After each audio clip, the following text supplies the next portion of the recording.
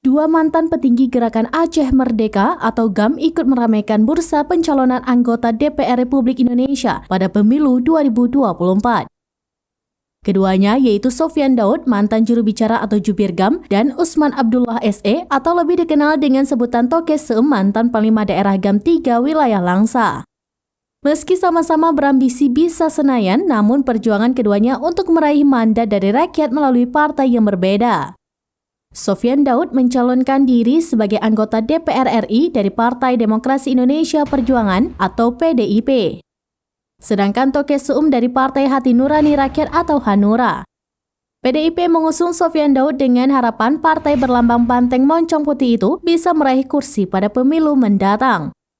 Sofyan Daud akan maju DPR RI dari daerah pemilihan atau Dapil Aceh 1 yang meliputi 15 kabupaten kota di Aceh, yaitu Banda Aceh, Aceh Besar, Sabang, Aceh Jaya, Aceh Barat, Nagan Raya, Simelu, Aceh Barat Daya, Aceh Selatan, Subulus Salam, Aceh Singkil, Aceh Tenggara, Gayo Lues, Pidi, dan Pidi Jaya. Sedangkan Toke Seum akan bertarung melalui Dapil Aceh 2 yang meliputi 8 kabupaten kota. Ketua Partai Hanura Aceh, Ibnu Rusdi, mengatakan partainya memiliki tokoh-tokoh potensial yang maju pada pemilu mendatang.